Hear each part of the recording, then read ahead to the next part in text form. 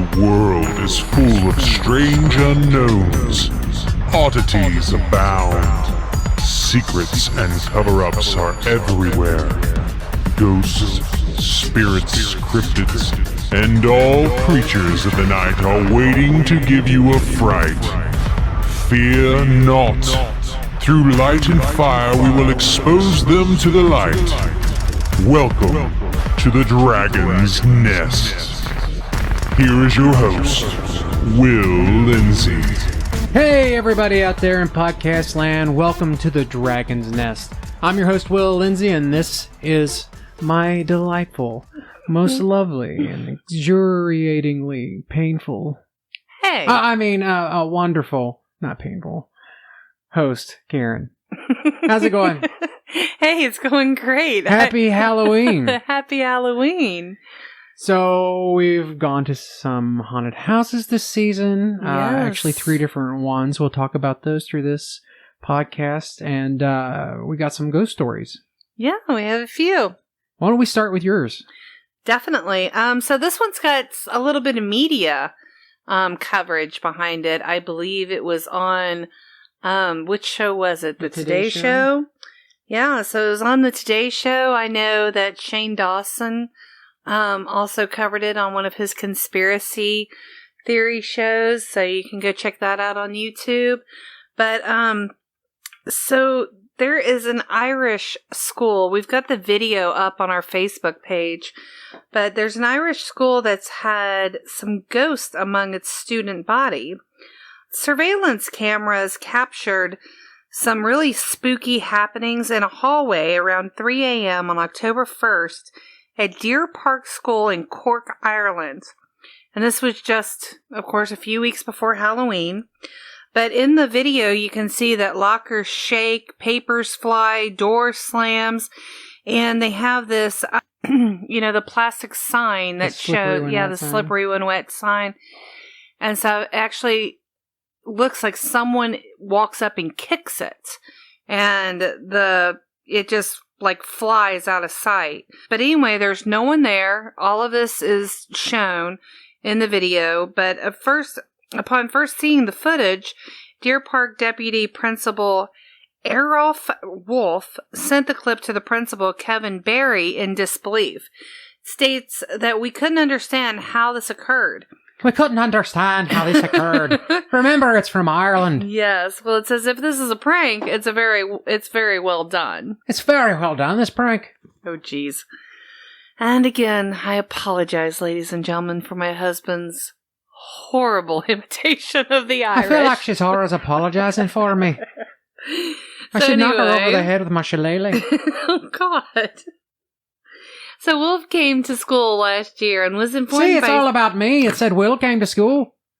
Oh, my. No. Stop it. Anyway.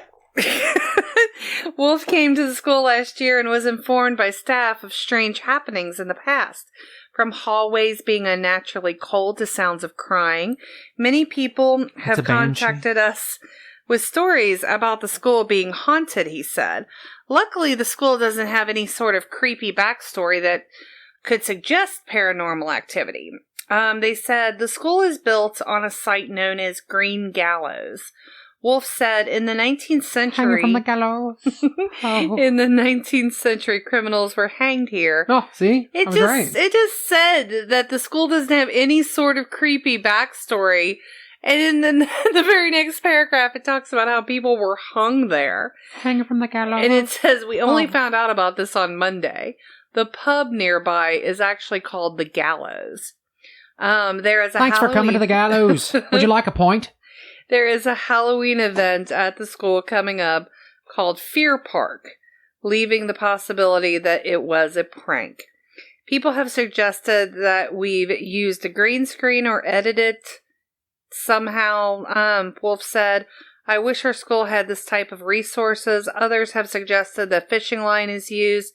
I don't see how fishing line could have been used to open the locker because the locker doors don't stay closed unless the latch is turned on. What? It says they don't stay closed unless the latch is on. But anyway, also The corridor is on the first floor, and the windows there behind the locker doesn't open.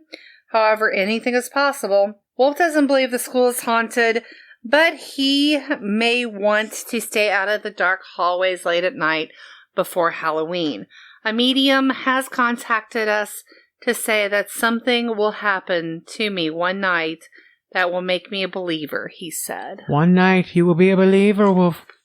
I feel it in my bones. Oh, I cast the bones upon the table. Sorry. And it said something was going to happen. Something was going to something. Nothing definitive. You might just take a poop. Oh. But something is going to happen to you. Yeah, so sorry. So You sorry. know, it could be a little more, I don't know, forward thinking, like come up with something to give the man that's going to happen to him. I was going to say, I mean, the medium anything. should. I mean, yeah, sure, something is definitely going to happen to him. I could tell him that. But it's Hey, Wolf, something that's going to something make is him definitely a gonna happen to you. believer. Well, yeah, based on her or something. Yeah, it's based on her something. I mean, you're going to see an owl tomorrow. You're going to trip when you walk out of your home this evening. Something definitive will make him a believer, but I don't know. Anyway, I'm just hitting on the medium. A little more of something. Right. Than just something. They really should have came up with a little more than just something. Exactly. So you watched the video. I seen the video. You gave a shout out to Shane Dawson. Shane Dawson, maybe you should give a shout out to the Dragon's Nest. Yes, okay? definitely. Shane, if you're listening, I love you. But I don't know. I could see fishing wire being used, especially like on the slippery when wet sign. It looks like somebody jerks it. Right. So I could see that. And as far as like a locker not being able to be open, you can take gum or something and put against the thing so it doesn't actually latch. And there are ways to do it. And I get that, but to me, when I watched the video, I don't think it looks like something jerked it. It looks like somebody kicked it right up the middle. I mean, the sign kind of like, it doesn't look like it's being jerked because the two pieces would be like they'd stick together, but instead it kind of just flies apart. Maybe. I don't know. I mean, there are things about it that you could probably explain away. I mean, if you're a skeptic, it would be easy to explain away as fishing line and some of the things he said. Right. The locker pushing itself away. I have to admit, when I first saw that and saw the window pane behind it, I was thinking, yeah, somebody's just pushing it from the window pane. Yeah. And then, of course, the door flinging open in the back. That's way down the hallway, so somebody could just throw that open and you wouldn't see them. That's true. So you could explain it away. You could. You could. You definitely could. But I think you can do that with almost any paranormal type event. It is a pretty cool video, though. I mean, it is. You don't see fishing wire. If fishing wire is used, you did a great job because right, I don't see exactly. it. So on that note, perfection. Perfection in video motion. Yes. The gallows thing's kind of cool. It is. Even though nothing weird happened there. I just think that it's very odd that the school had no prior knowing that there were people that were hanged there. I could believe it. I mean, crap all over Ireland and Scotland and England. There's been so much bloodshed over those countries since almost the dawn of time. Like, you probably would not know all the stuff that's happened. I don't think you could walk an inch and blood's not been spilled in those areas. That's very true. I mean, Ireland is filled with war. I mean, every place and has had not war to mention, and just... the Fae folk come from Ireland. Oh, no. The Fae folk... Well, the Fae are like more than just... it's Halloween. It's Halloween. Yes, let's talk. The Fae are more than just the Disney-esque fairies that you know. Faes include brownies and goblins and sprites and banshees, and they're a part of this whole Seelie court, as they're known, in Ireland. So who knows? Maybe it's just Fae activity. Brownies and sprites playing tricks on humans. It very well could be. They have mounds that are very sacred to them, and you can't destroy these mounds or build roads across these mounds, and these are essentially fairy mounds in Ireland. So these are sacred areas. People still believe in these beings, and I just have to say that you're doing your Irish, your Irish heritage proud right now. Knowing so much about Ireland. So hey, listen. Hey. According to Ancestry.com and my DNA results, I'm mostly Scottish. I migrated to Ireland and I have a little bit of African in me, 2%. So I have like some Egyptian and some other place in Africa. 1% Egyptian and 1% something else. So I've been around the world. Yes. My DNA has been. At least your DNA has. I haven't. And if there's any Lindsays in Scotland or Ireland who maybe relate it to me, please let me know. I'd love to come visit you. They're not going to want to visit you They probably won't. because of your accent. I promise if you bring me over there, I won't talk like you. I'll talk American and you can like my accent. Oh, gosh. Let's hope for that. So I have a little story here called Filmmaker Captures the Paranormal in Haunted Saginaw Series. Okay. So this is from Brianna, and Brianna, I'm going to slaughter your last name, Okazarzik. She's the producer. The article's actually by Ashlyn Hill. So this is from Saginaw County, Michigan, and WNEM. Saginaw County has a rich history, and some believe there are spirits in the area. One filmmaker has devoted an entire series to the area's paranormal activity. And it was the freakiest thing ever. I had to just kind of gather myself, said Celeste Midcalf, resident. She and her husband Mike bought what they thought would be their dream retirement home in Hemlock. But the two said they quickly began to notice strange things happening in the house. Little things were happening where I would brush it off as some sort of imagination, Celeste said. Mike said it started off as small things like a knock on the wall. It would gradually increase, with the TV coming on and going off by itself. The volume would go up and down on the TV. You'd have light go on in the room, he said. I wonder if you thought about buying a new TV. Like, maybe it's just bad electronics, Bad electronics or maybe a new power box. A power box? Yeah. Maybe his wife is secretly controlling the television through her app on her phone. I would do this. In fact, I have done this. You have done that. There are claims that would make the average person run out of the house screaming. But to paranormal investigator Stephen Shippey, I'm just not going to go there.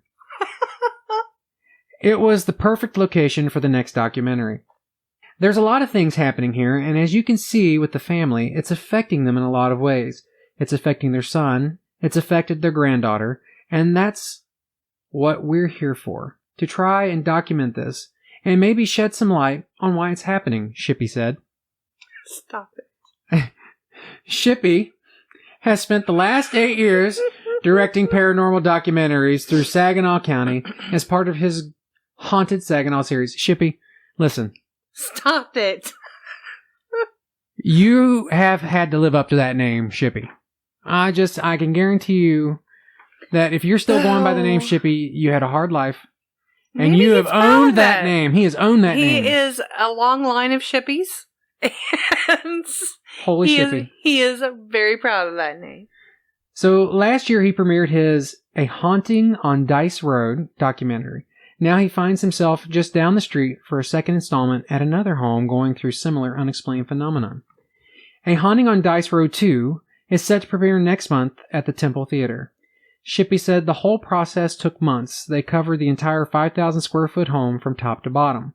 It's important to us because it's our area. And we want to shed as much light on these stories as possible, Shippey said. Oh my gosh. I don't have unfortunately, there's no way to find, there's no website or anything for Shippey. I don't know if it's shippey.com. You stop it. I'm sure if you go to Haunted gosh. Saginaw, or if you look up maybe Haunting on Dice Road, maybe we could find out Shippey's documentary. Yeah, let's hope we find Shippey's documentary. I'll look it up and see if I can find it. If I can find it, I'll post it on either our Facebook, Twitter pages, or yes, or our Dragon's Nest. We'll give Shippey a shout out. We'll shout Shippey out. All right, Shippey, thanks for playing. Oh, jeez. What do you got for us? Sounds like you got some sort of sex scandal. Oh, yeah. Some hot paranormal activity. So, British athletes claim sex ghost is haunting their reality show. Oh, not the sex ghost again. Who you gonna call? Sex Busters? No, Ghost Boinkers. Oh, Ghost Boinkers. Ghost Boinkers. That's really the title. That is really the title. Two British athletes starring on a reality show Ghost Blinkers are claiming that a sex ghost seems to be haunting their hotel rooms. British Paralympian, you all know how I am with some of these words. Kadena Cox and retired rugby star Gareth Thomas are two of the celebrities competing on The Jump, a British show where famous people compete in various snow sports. If I could get that out. A ski jump with the stars, if you will. The season's first episodes aired Sunday on Channel 4, but the show was scaring up more attention for what is happening in the celebs' hotel rooms. During the episode, the 25-year-old Cox reportedly... What'd you say? The 25-year-old Kadena Cox reportedly asked for a new room. Stop it. After allegedly being sexually violated by a ghost. Oh no, I sexually violated by the ghost. Oh my. Yes. Another competing celebrity, Emma Parker Bowles. Karen, did you feel that? Really? I think I was just touched by a ghost. That was me. Oh. The Duchess of Cornwall's niece said on the show that Cox was penetrated. I thought it did the penetrating. This is strange. Sort of paranormal entity. Why did you give this to me? This is your article. This had your name all over it. Oh my gosh. So anyway, back to Cox being penetrated. Yes. She had a ghost going in and out of her. Sorry, what? She had a sleep thing, he said. Who said? Can we go back to the ghost going in and out of her? Yeah, why don't we just start that whole thing over again? No. Just start with the ghost going in and out of her. Yeah, so she had a ghost going in and out of her. She had a sleep thing, he said, according to The Sun. Why does The Sun know anything about this? She wishes it were a person. It was going in and out of her body. She wishes it was a person? Yes, that's what she said. And she was enjoying the ghost and then felt bad that it wasn't a person? I guess so. The feeling was apparently so real to her, she asked for a room change, as did Thomas. Well, if it was good, why'd you ask for a room change? I'd been asking for that room every time I stayed there. I'm sorry, is room 105 available tonight? Oh my gosh. I'm going to be here for a few weeks. Can I have that room? Cox and Thomas are just the latest semi-famous people who claim to have had ghost sex. Last year, Bobby Brown promoted his autobiography by claiming a ghost had sex with him. It's his prerogative. I wasn't high, Brown told 2020. I was not tripping. In September 2012... He was not high, not tripping. It was the first time Bobby Brown has said that in his entirety of life. In September 2012, Kesha told Ryan Seacrest her song Supernatural was inspired by a randy romp with a male ghost. It's about experiences with the supernatural, but in a sexy way, she told Seacrest. I had a couple of experiences with the supernatural. I didn't know his name. He was a ghost. I'm very open to it. Call him Bob. Bob the ghost. I'll just call him Bob. That's fine. The concept of ghost sex arouses a lot of interest, and there are some people, spectrophiliacs. Oh, there's a term. There is a term. Spectrophilia. Spectrophiliacs, who fantasize about spooky encounters. Debunkers, however, are quick to dismiss ghost on human whoopee. Ben Radford. We're making whoopee. Spectral whoopee. I got my spectral whoopee with you. Oh, Ben Radford, the deputy editor of the Skeptical Inquirer magazine, calls such experiences as hypnotic and hypnagogic hallucinations. Oh, if I could talk. These vivid hallucinations, which can be sexual, are common to people who are going in and out of sleep. In and out. In There's and that out. term again. They like saying in and out. In and out of sleep. They are also usually harmless. Radford said in 2014, article for Seeker.com stated, few people are visited by these seductive specters. Complain about it. So if you experience it, there's little to fear.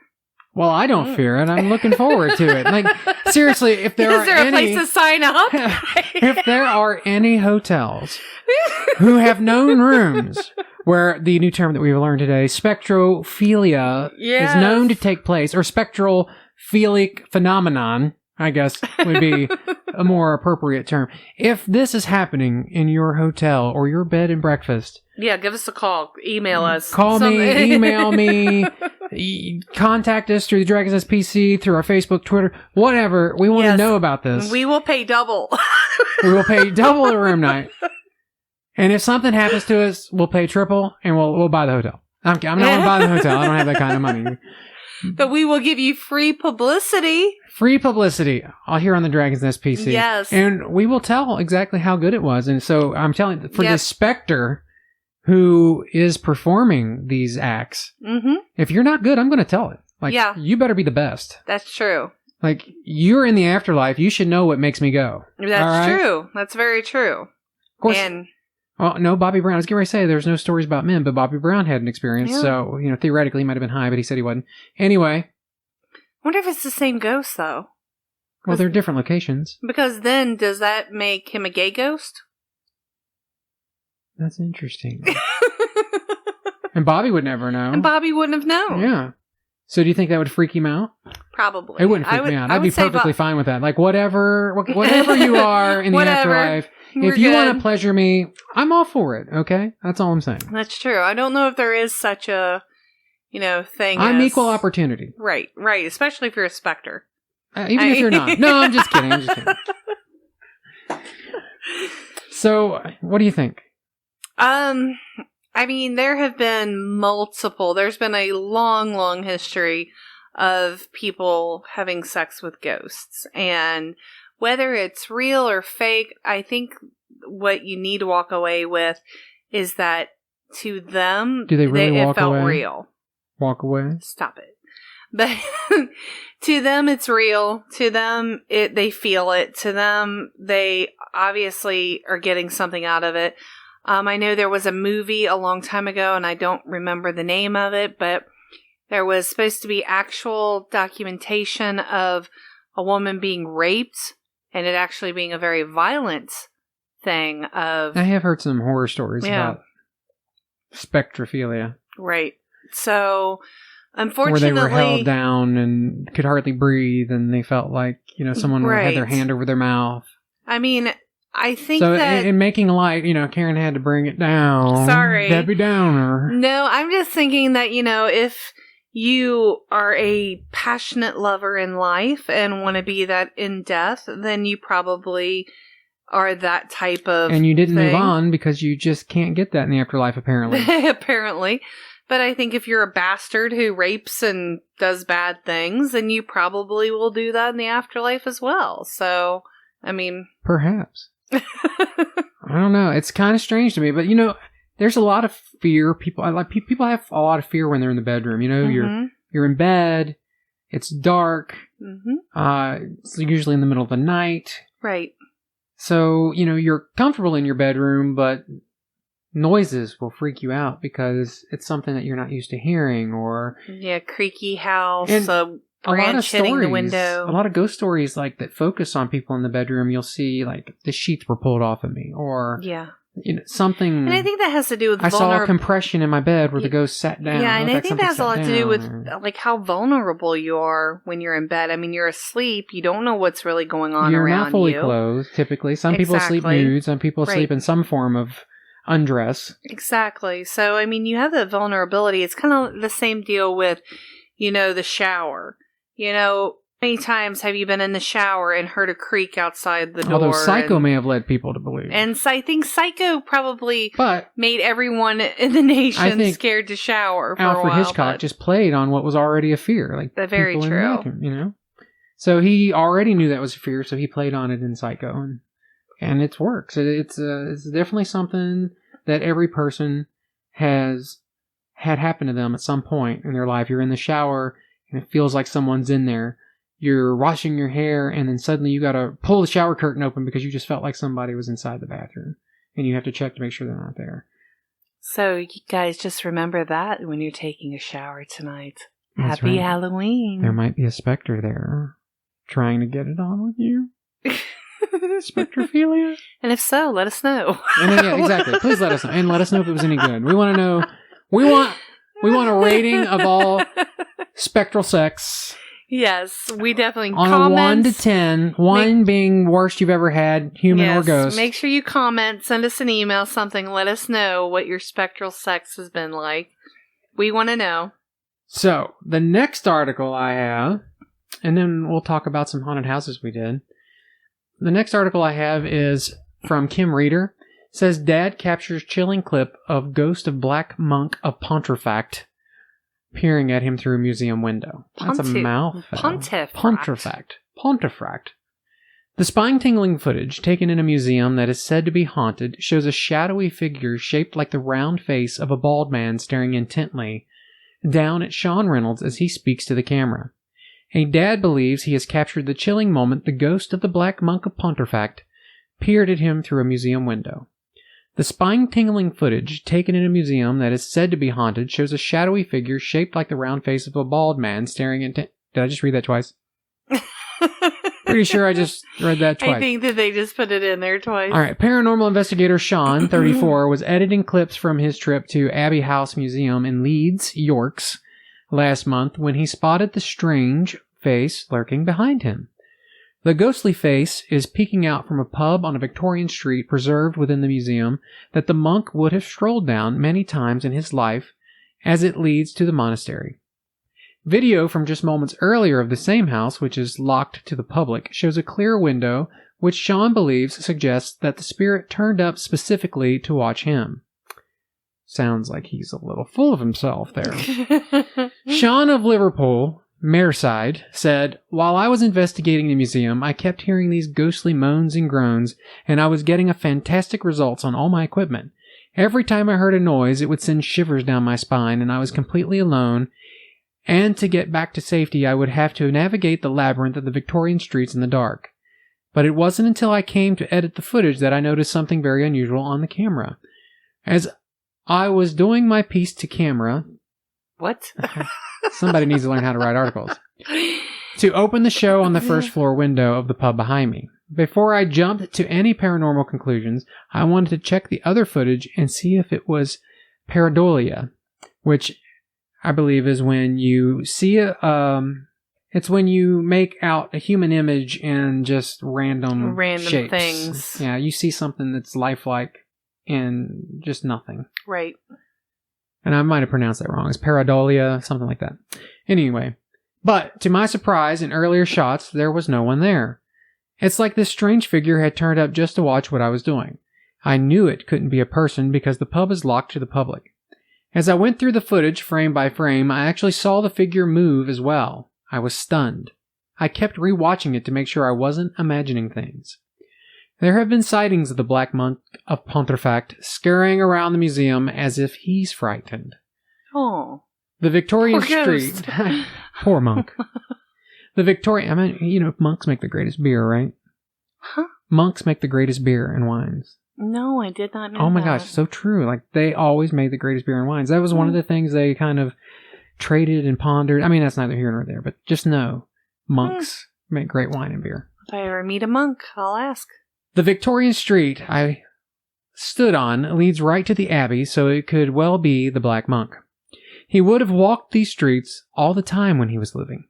Seeing him standing there was so exciting.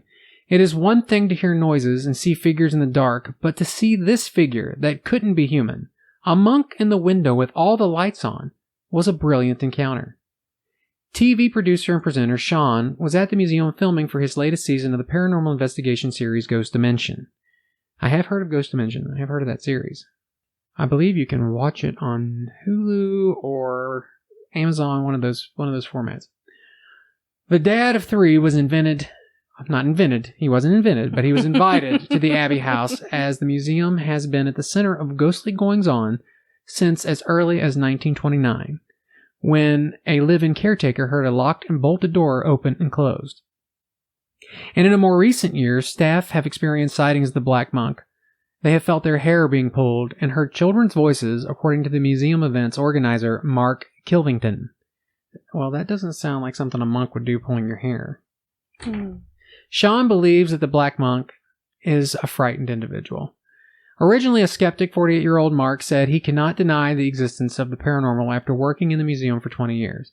Mark said, "I have experienced a few things over the years. It started when I was locking up with the colleagues, and we both heard a child's voice as, 'Are you going now?'" Oh, that's sad. Yeah, it is kind of sad. Like, please don't leave me here. Mm-hmm. There's a black monk. There's a monk running around scared.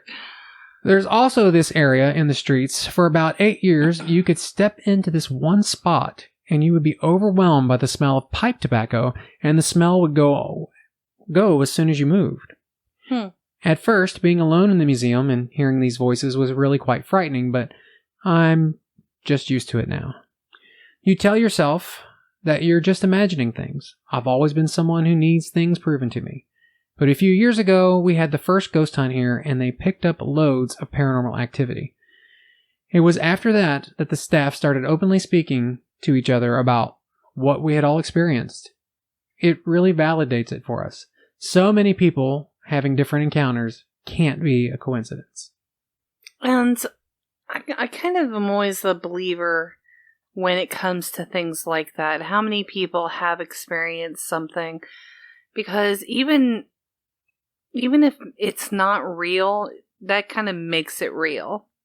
Because so many people have experienced something, and it almost, I hate saying it like that, but it almost makes you experience something when you know that others have had these type of experiences.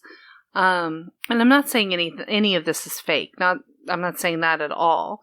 But I am saying that, between real and fake is so gray. Yeah, it's very gray. I mean, like I said, skeptics, you will find something wrong with everything. I think that true. If the Lord and the Lady, I'm just trying to be equal opportunity for all my religious people out there. The Lord and the Lady, God, Muhammad, Buddha, whoever. If they just showed up poof, right in front of you and said to the skeptic, "Hey, guess what? I'm whoever. I'm Buddha. I'm the God, Lord and the Lady. I'm the maiden mother crown." Whatever. The skeptic would go, "Oh, great camera trick. How'd you do it?" They could slap him in the face, shoot him with a bolt of lightning, and he would wake up and say, "Oh, that lightning made me think that was God." You know what I'm saying? Right. It was just a strange coincidence. So, people who are skeptic are always going to be skeptic, and people who are believers tend to always be believers, but somewhere in the middle is the average person who, I think that, we kind of are probably somewhere in the middle. We believe that things can take place, but we're a little bit skeptic at the same time. Well, very Not true. everything is believable. If I have 20 people telling me the same story of this house being haunted, and I go in there and I don't experience anything, then I will start, just as a human being. I've had 20 of my best friends tell me that this place is haunted. So I automatically walk into this place with a feeling. And an expectation. An expectation and a feeling and a fear and everything already ingrained into me that something is in here and something's going to happen. And perception is reality. Most definitely. And there's been multiple times where I've told people, if I'm going to go into a house, I don't want to know the past. I don't want to know its history. I want to walk in and I want to experience things for myself. And then you'll learn about the history and the past after. Most definitely. I mean, we've been to a few different places that were supposedly haunted. We went to the, I just forgot the name. the axe murderer. Or she killed her father. Oh, the Lizzie Borden house. Thank you. My brain went dead there. We went to the Lizzie Borden house. There were multiple stories about Lizzie and her sister going up and poking people or hearing voices or, little things like that throughout the house.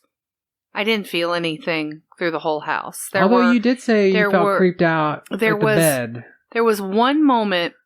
Because remember, I was like, I didn't feel anything. I had walked into the room where her stepmother was murdered. And I was the first one in the room. And I automatically walked over and stood beside the bed. I had no clue of where I was standing or what had happened there, but I felt a heaviness on my chest. It was just an uneasy feeling. And then I found out I'm standing right on the spot where this woman was laying after she was murdered, and I was standing on top of it. So I feel like there probably was some energy there. Like residual energy from the violence. Right. Exactly. There was some kind of energy there that I was probably feeling. I tend to be more sensitive than others.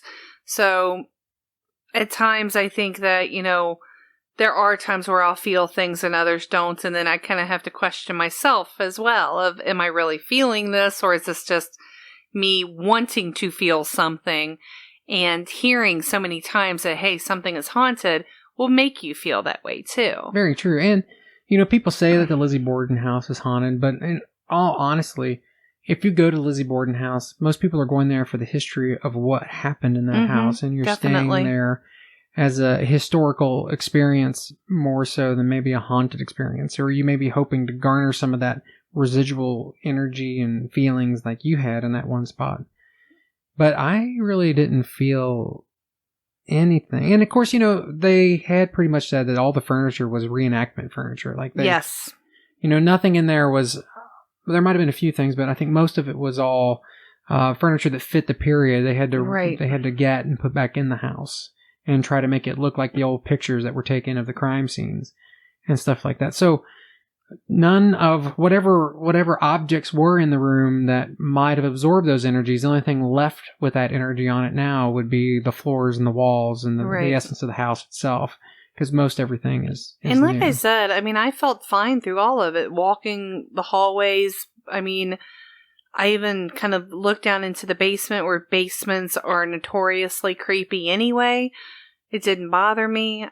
It was just that one spot. There was one spot, and like I said, I didn't even know what I was standing on until the guy that was showing us around kind of said, hey, this is the exact spot that, stepmom was murdered.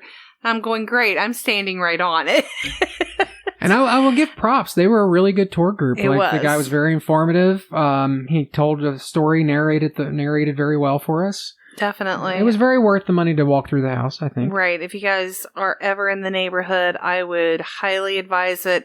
It doesn't cost a lot to go through. I think it was like $20 for both of us. Now, if you want to stay the night, which you can spend, it's a bed and breakfast. So on the weekends, you can spend the nights and experience it overnight to see what you think. I think they even make you breakfast in the morning off this old cast iron stove. That's really cool. Really neat. Yeah. But, no, I definitely would love to go back and spend the night. Supposedly burned the evidence. The dress. Yeah, supposedly she burned her dress there. To hide the blood. I definitely would, if you're in the neighborhood, have the extra money, definitely spend the night, get your own feelings.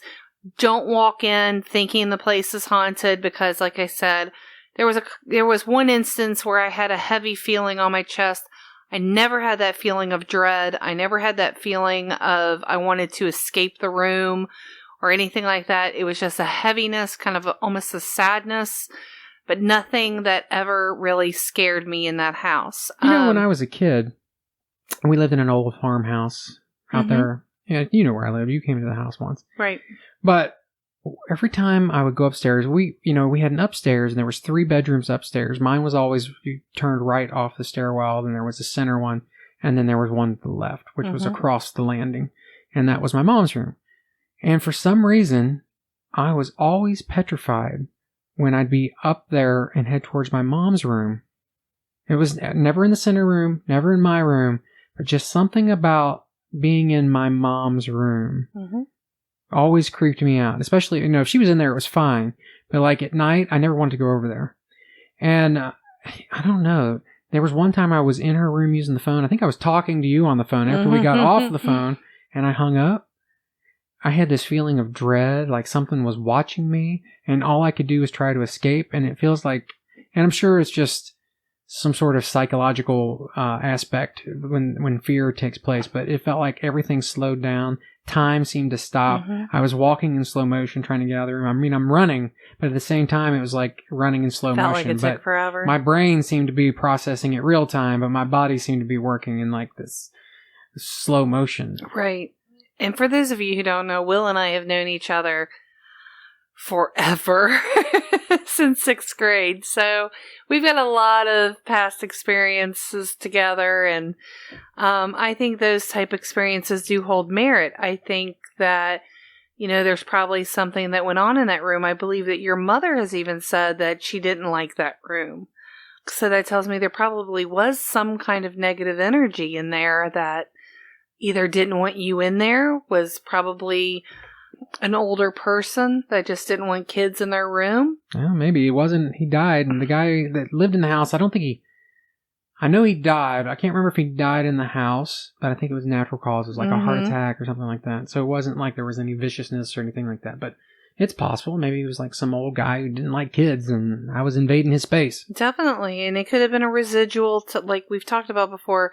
Residual energy can last a very, very long time, and if you just, you wanted them damn kids off your lawn in life, and you had that much energy to go out and yell at them every single day, then you're going to have that kind of energy when you die too. Another fun story was when you were delivering Meals on Wheels and we pulled up and I was walking with you that time. Not walking with you, but riding with you. We were delivering meals to the elderly. Right. It's something she did years ago. Right. Long, long time ago.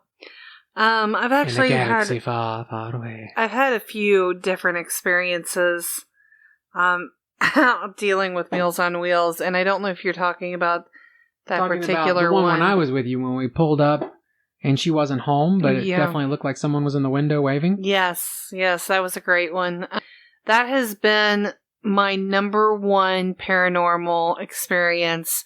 I've had a lot in my life, but that has definitely been one of the top ones that I'm always reminded of. I pulled up and again, it's an old farmhouse. Yeah, it's very old farmhouse. I pulled up and you have to understand this area is just all very old. It's very rural. No one's around for miles. And this house is out in the middle of nowhere. It's got an old barn behind it. Lots of dogs outside who would bark every time you pulled up or anybody strange would pull up. The dogs were very used to me being there because I brought her a meal every day. And I get out of the car and, the dogs are outside and I look up in the top window and I see someone's hand grab the curtain and pull the curtain back. And I waved to tell her that I was there. And I saw the hand kind of wave back at me and the curtain went back.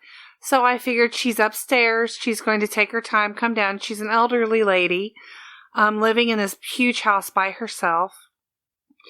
And so I'm waiting downstairs and waiting for a very long time and no one's coming to the door. And about that time I go up and I'm knocking at the door, scared that she's fallen down the stairs. Something's happened. Banging at the door, really hitting the door hard, even trying to open the door because she always left her door unlocked and not getting any results out of any of this. So, of course, now you're getting extremely scared because now you think that this woman is hurt, laying in there, right, broken hip. I saw her wave. I saw her wave in the window. I go back to the car, blowing my horn, everything, trying to get attention, Of course, had she fallen down the steps and broken her horn? What was it blowing her horn? I thought maybe somebody could have been in the house. I'm just giving you a hard time. But I decided that I'm going to drive away and go get help and try to get, This was prior cell phones, everybody. This is prior cell phone era. Not everyone had a cell phone at their hip at this point. And even if I had, I mean, this is a rural area where there probably would not have been any service. I'm driving down the hill to get back on the main road, and about that time, her son is coming up the driveway.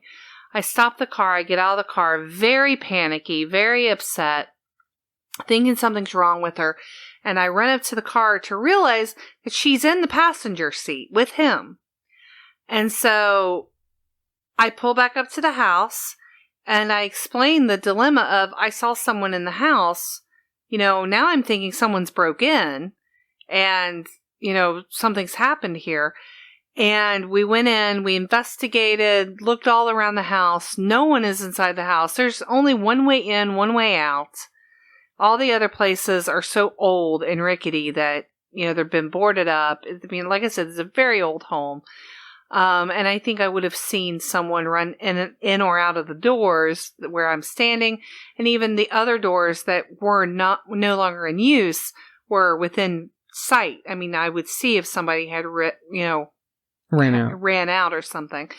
But all the doors were locked. Right, exactly. And all the windows were locked. All the windows were locked. All the doors were locked. Everything was secure. There is no way. Something pulled the curtain back and waved at you. Yes. Yes. I remember it being, I just saw a very white hand come up, pull the curtain across, and did a kind of a wave as the curtain went back. And that was all I saw. Just a hand. And yeah, that was very, creepy. very real. It moved the curtain and waved at me. And like I said, it's not my only experience, but it's definitely a top 10. I mean, it's type definitely experience. something you saw that you Yes. can't explain. Oh, most definitely. Yeah. And they couldn't explain it either. Oh, they couldn't. And the guy laughed because he had said that I wasn't the first person to have seen something in the windows. So. Interesting. So, moving on from the ghosts and the goblins, it is the witching season. Yes. Samhain. Exciting. Halloween. All Hallows. Whatever you want to call it. It is very exciting. So we have already been to 3 haunted houses in the Cincinnati area, tri-state area, in Ohio, Kentucky, and Indiana. We didn't go to Indiana, but when we say haunted houses, we're be talking clear, about the fun ones you have to pay for. The Halloween haunted houses, the So, of ones course, with clowns and. I have to say, 2 were good. 1 not so much. Yeah. The USS Nightmare on the river was not very good. Now, I think that let's reiterate as a far little as bit. like, it has great potential. It had great It's potential. very long. It's it takes you a huge. long time to get through, but it felt like there was no actors. Like, you walk through it and you would walk, and you never came across anything. Like, it needed more people to be in different places. Right, and I don't know whether we were there on an early day. It's not, because I've heard other people who went had the same experience on prime nights, Fridays and Saturdays. But, I mean. We were there on a Sunday, but let me tell you, if you pay that kind of money, you better have employees on Sunday just like you do Friday and Saturday, because it costs a lot to get in there. Like, it's $20-some to walk through. Now, with that being said, there were some great visual effects and visual things to see. And it's a creepy boat. But yes, it's most definitely a creepy boat. The boat itself is supposed to be really haunted. It's a dredge boat, which means they used to dredge the river looking for people who might have drowned or to get debris out of the river. They would use these boats. So, with that being said, I mean, you can, part of the tour, I don't want to say a tour, it almost felt like a tour of the boat. It really did. It felt more like a tour of the boat than it was a scary haunted house, which was, now, that within itself was really cool. True, but this boat has been operating as the USS Nightmare for over 20-some years now. Yes. So you should know how to run this business. That's all I'm saying. I know I'm being very down on this, but when you go to some of the other places that we went and you see what kind of quality they put into their experiences for the same price, your expectation kind of goes way up. Now, maybe if we would have started at that one. I really think that if they had the USS Nightmare more as a creepy factor rather than a scary type thing, I think they would get by with a lot better because nothing was very scary. It definitely had some creep factor Because there wasn't to enough it. actors. Well, like I said, though, it definitely had a creep factor because, like, there were parts of it you're walking through and waiting for something to jump out or waiting, for whatever. And like I said, there's Can I parts just of say it also where that some of the actors, I'm beating this horse, but the actors that were there, some of them didn't even feel like they wanted to be there. Like, boo. Yeah, that's very true. Oh, I'm going to scare you. That's not scary. Right. Like, No, that's true. Don't be in this experience if you don't want to be there. Like, I would say if you have a teenager or a kid that it's their first haunted house experience, this is a great place to take them. They're not going to get scared at all because there's nothing happening. No, I think that there would be parts that they would get scared at, and it does give you a haunted vibe. But other than that... And that was just from the shake of the river. It was a very cool experience to walk around the boat. But other than that, I didn't get scared at all. It definitely had some creepy stuff to it, but that was about it. But of the three we went to, you agree that it was the worst. Yes. Okay.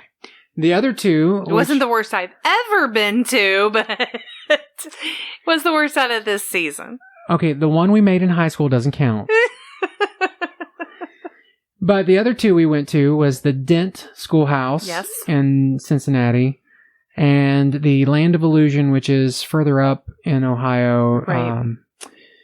I forget what that area. It's past Springdale, Fairfield, somewhere up in that area. It's a fur piece. Yes, definitely. But that one had 5 different haunted houses and a really good attraction. Let's talk about Dent first. Well, before we talk about them, which one was your favorite? Of those? I think of course, I think Land of Illusion gets the top prize for the haunted houses, at least that we went to this season. Because of scariness? Like, which one was the most scary? I think, it was definitely Land of Illusion. Really? I think Land of Illusion was way more scary than Dent was. Now, Dent was amazing. Don't get me wrong. I mean, it was absolutely amazing. The house is great. The house not only has a lot of scary parts to it, it's got that creep factor as well. And it's an old school building. It's an old school building that's already supposed to be haunted.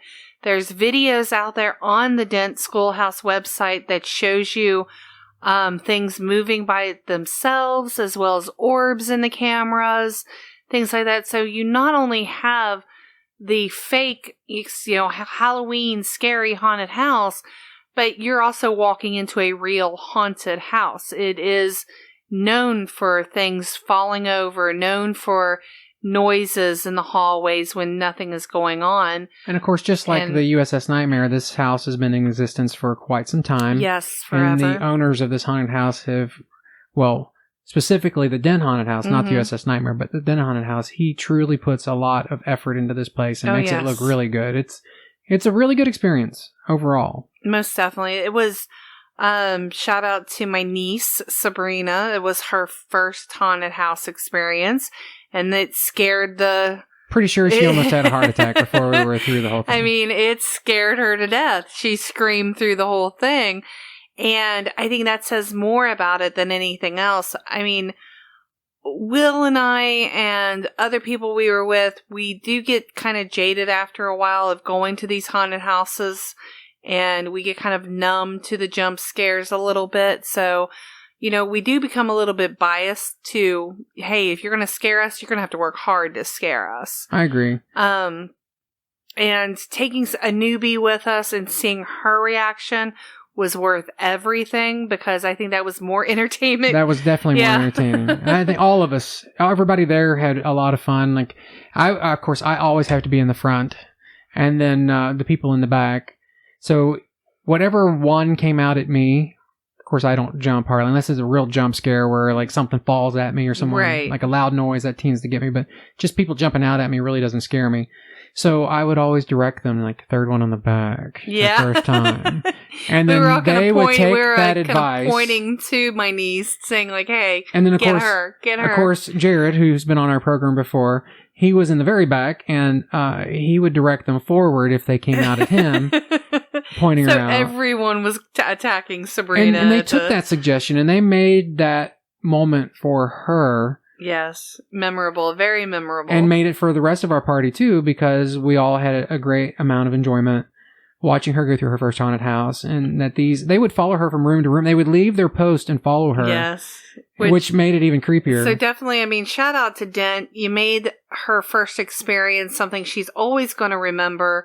And this very much, my other niece, Samantha, who has been on the show before, she worked there. She worked at Dent, and Last year. they still remembered her. Yes. You know, they're very much a family there. They all work there usually season after season after season, and they all are very much a family. They all very much stay in, together, and they love doing this. They have a passion for getting out there and scaring people, which I think is amazing and great. Which is something USS Nightmare had none of.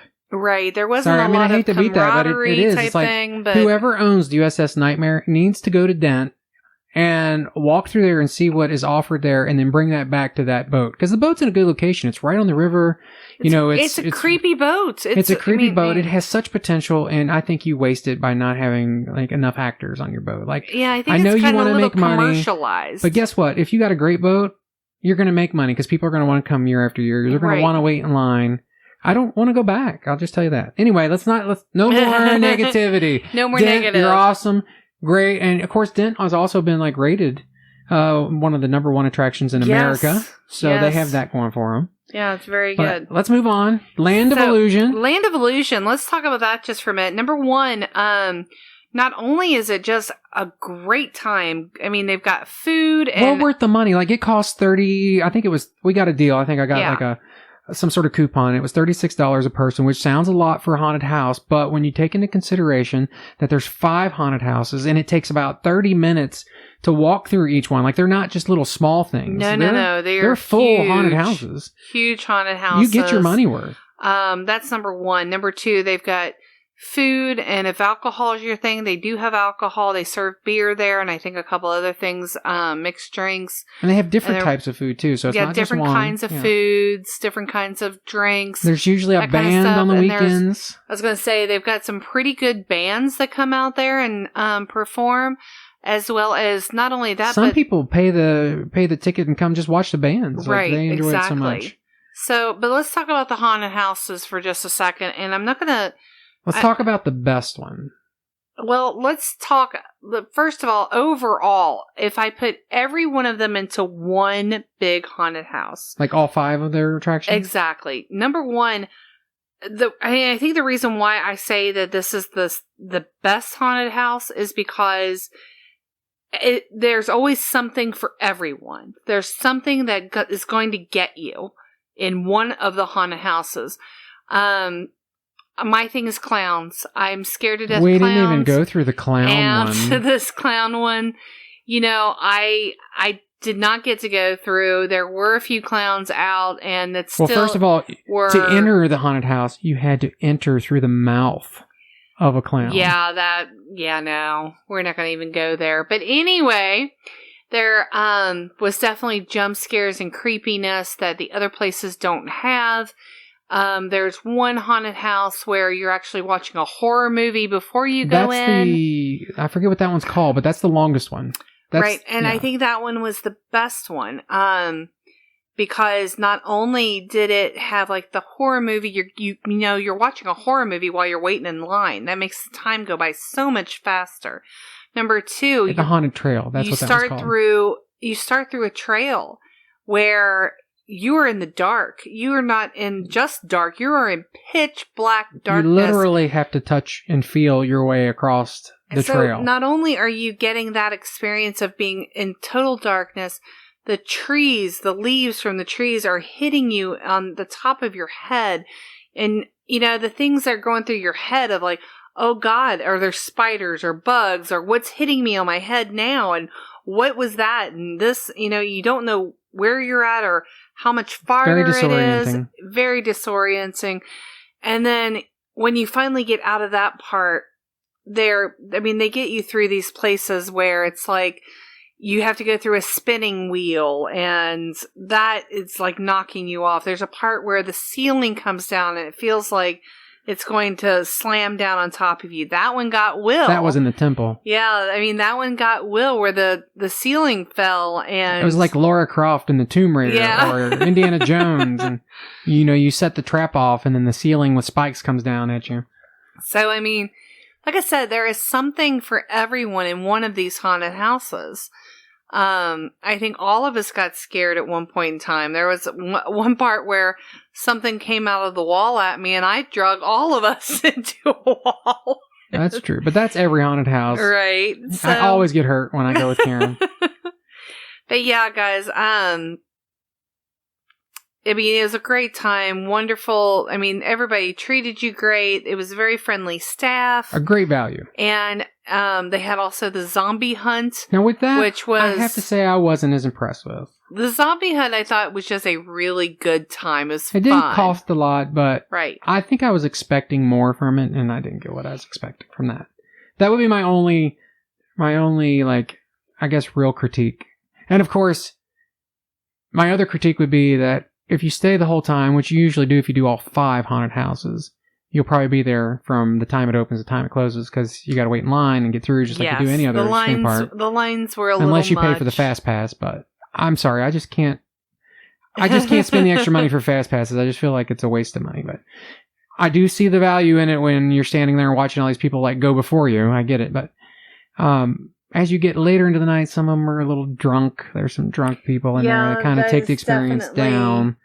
That was one of my probably. But that was towards the end of the night. Biggest critiques is that number one, everything is outside, so you're going to have those people who want to smoke pot in line, or are drunk and cause a scene, that kind of thing. And when you serve alcohol at some place like this, you're going to have some riffraff here and there. But it was more towards the end of the night. Yes, it was definitely more towards the end of the night, and I still would rate it a great time. I still say that is one of the best ones that we went to. And again, everything that we're saying tonight is just our opinion. Go out, go for yourself, try out different haunted houses, give us a shout out, and let us know what haunted houses you like so that we can try them out next year. If there's some out there that we haven't got to go to, definitely let us know, because we want to go. We didn't get to go to any in Indiana, which I've heard there are some great ones in Indiana. I got to go to Hannah's, I believe it's called Hannah Acres, the year before, which scared me to death. The field, the maze with the clowns was absolutely 100% just about killed me. But other than that, guys, I think we're about out of time. So listen, if you're listening and you've got some great ghost stories that you would like to tell me, you can be anonymous. You don't have to tell me your name, or if you want to, maybe we can have an interview where we put you on air. You can tell us your story. I'll interview you. Definitely. Karen and I can interview you, and we'll do that like a special. Get a hold of us. If you go to dragonsnestpc.com, click on contact, you'll figure out how to contact us. There's an email address there. You can also drop us a line at our Facebook page. You can drop a line on our Twitter page. But let us know you want to talk. Tell us your story. We would love to hear ghost stories from everybody across the country. Love to talk to you. If you're somewhere where it's long distance, we can Skype. There are many modalities that we can make this happen. If you've got some great locations, like Karen said, about haunted houses and what your experiences are and where these are located, maybe we can look at that. But regardless, have a safe and happy Halloween. Happy Halloween. That's all the time we have for this episode. As always, we thank you for listening to The Dragon's Nest. Please follow us on social media, Facebook, Twitter, and Instagram at Dragon's Nest PC. That's Dragons with an S, Nest PC for podcast. We are on YouTube, so please like, subscribe, and hit that bell. You can listen and follow us on your favorite podcast platforms such as Spotify, Stitcher, TuneIn, Google, iTunes, and at our host site, SoundCloud. To search for us, just search The Dragon's Nest. That's the, T-H-E, Dragons with an S, Nest. If you would like to share a story with us or have ideas you'd like to hear in a future show, please send an email to thedragonsnest@outlook.com or call and leave us your story at 513-549-3049. Again, thank you for listening, and we'll see you next time Inside the Dragon's Nest.